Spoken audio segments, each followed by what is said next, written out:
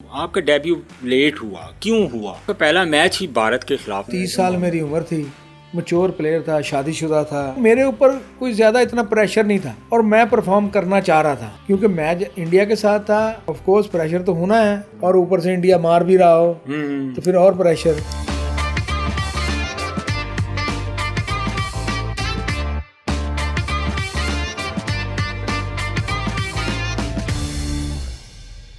आपका debut late हुआ, क्यों हुआ?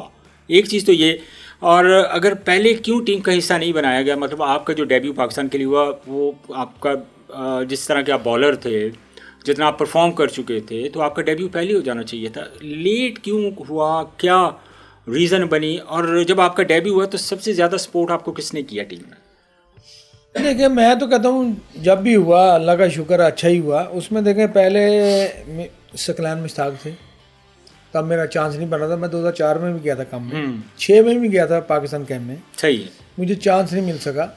उसमें दानिश कनेरिया खेल रहे थे, वो भी अच्छे आउट कर रहे थे उस वक्त। सैकी भाई, दानिश कनेरिया, देन हफीज़ साहब पार्ट टाइम तो काफ़ी बॉलर थे। मलिक साहब भी थे, शुएब मलिक, लाला वनडे में था। और उसके बाद ये जगह नहीं बन पा रही थी। और जैसे मुझे मिला तो वो मिसबा ने मुझे सपोर्ट किया, उसने मेरे टीम में डाला। कह जो शुएब मलिक साहब कप्तान थे उनको कह के मलिक साहब ने मुझे बड़ा सपोर्ट किया। खिलाने में उनका बड़ा किरदार था। मिसबा का तो ऑफ कोर्स है ही है बिल्कुल। तो मलिक साहब ने भी काफ़ी सपोर्ट किया, मगर ये थे कि हेल्पफुल मुझे रिस्पांस आ रहा था कि यार आप खेल सकते हो, कर सकते हो। बट जब मुझे मैच मिला इंडिया के खिलाफ डेब्यू में तो मुझे लगा कि नहीं यार ये मुझे निकालना चाह रहे हैं। अच्छा, क्योंकि बांग्लादेश से मैं डेब्यू मेरा कराया जाता, श्रीलंका के खिलाफ कराया जाता, क्यों इंडिया के खिलाफ कराया गया? कप्तान कौन था उस वक्त? मलिक साहब थे, मगर अच्छा, शुएब मलिक। उस मैच में शुएब मलिक साहब बीमार थे।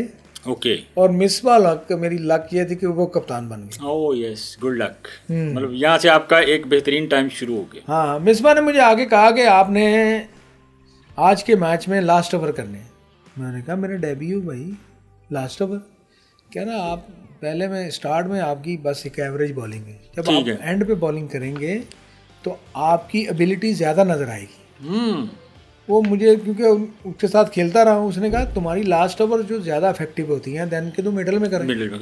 तो मुश्किल टाइम पे बॉलर है, आसान टाइम का बॉलर नहीं है। सही है। तो उसने पहले ही मैच में मुझे मुश्किल टाइम पे बॉलिंग दी, उससे मुझे कॉन्फिडेंस आया और देन उसके बाद ऐसा स्टार्ट हुआ कि अल्लाह का शुक्र। सही, अगर आपका डेब्यू, जैसा आप समझ, मैंने अभी आपसे क्वेश्चन किया कि आपका डेब्यू लेट हुआ, अगर आपका थोड़ा जल्दी डेब्यू हो जाता तो क्या आप इस बात पे क्लेम कर सकते थे कि मेरी 1000 विकेटें हो सकती थी? ईजीली, आराम से हो जाती, क्योंकि मुझे लगता है कि डोमेस्टिक क्रिकेट ज़्यादा मुश्किल है, इंटरनेशनल क्रिकेट ज़्यादा आसान है। अच्छा, हाँ, बस इंटरनेशनल क्रिकेट का और डोमेस्टिक क्रिकेट का एक फ़र्क है। डोमेस्टिक खेलने में मुश्किल है, इंटरनेशनल खेलने में आसान है। डोमेस्टिक में प्रेशर नहीं होता, इंटरनेशनल में प्रेशर होता है। और जो बंदा प्रेशर को हैंडल करना सीख लेता है उसके लिए क्रिकेट ज़्यादा आसान है। अच्छा सईद, आपका पहला मैच ही भारत के खिलाफ था, अभी आपने खुद बताया, तो उस वक्त आपके क्या तासुरात थे? एक्साइटमेंट लेवल किस स्टेज पर था? क्या उस वक्त? देखिए मेरी 30 साल मेरी उम्र थी, मैच्योर प्लेयर था, शादीशुदा था, मैरिड था, मेरी एक बेटी थी। जब मेरा डेब्यू हुआ तो मेरे ऊपर कोई ज़्यादा इतना प्रेशर नहीं था, ठीक है, और मैं परफॉर्म करना चाह रहा था। हाँ, मगर क्योंकि मैच इंडिया के साथ था और ऑफ कोर्स प्रेशर तो होना है। मेरे क्रैम्प पड़ गए टांगों में 15 ओवर के बाद, दोनों टांगे, मैं बार बार बाहर आ रहा था। वो पट्टियाँ, पानी, डिहाइड्रेट, सारा कुछ हो रहा था क्योंकि जुलाई का महीना था और गर्मी आपको पता कराची की कितनी सख्त होती है, बहुत ज़्यादा गर्मी, और ऊपर से इंडिया मार भी रहा हो तो फिर और प्रेशर, और पिचेस भी आपको सपोर्ट ना कर रही हो। बिल्कुल। देखें इंडिया ने 318 के पता नहीं कितना रन बनाया था और हमने कोई 42 ओवर में चेज कर दिया था। इतनी फ्लैट बैटिंग कर दी, फ्लैट विकेट के ऊपर। बट इन द एंड ये देखा गया कि देखें मुझे मौका मिला और मैंने इस मौके को अवेल किया। एज ए यंगस्टर मैं अगर किसी को मशवरा देता हूँ, मैं कहता हूँ कि ऊपर आने के लिए इतना मुश्किल टास्क नहीं है। अगर आप डोमेस्टिक खेल रहे हो, ठीक है, ये पाकिस्तान से एक स्टेप नीचे होता है। उस डोमेस्टिक में आपको हर बंदा जानता होता है कि आप कैसे बॉलर हो। ठीक है। जब आप इंटरनेशनल खेलते हो उसमें आपको कोई नहीं जानता होता, ठीक तो 1-2 साल में जो बंदे का वो बन जाता है ना उसकी रेपुटेशन, वो फिर कैरी ऑन चलाता है। ठीक है। तो मैं तो यही कहता हूँ कि जो भी डोमेस्टिक से इंटरनेशनल खेलता है वो अगर परफॉर्म करना चाहता है तो एक तो प्रेशर को हैंडल करना सीखे, ठीक है। क्योंकि ज़्यादातर प्रेशर ही होता है इंटरनेशनल में। हर बंदा आपको फेम होता है, हर बंदा आपको देख रहा होता है। डोमेस्टिक में तो कोई भी नहीं देख रहा, घर वाले भी नहीं देखते, बिल्कुल कौन ऐसे ही देखता है।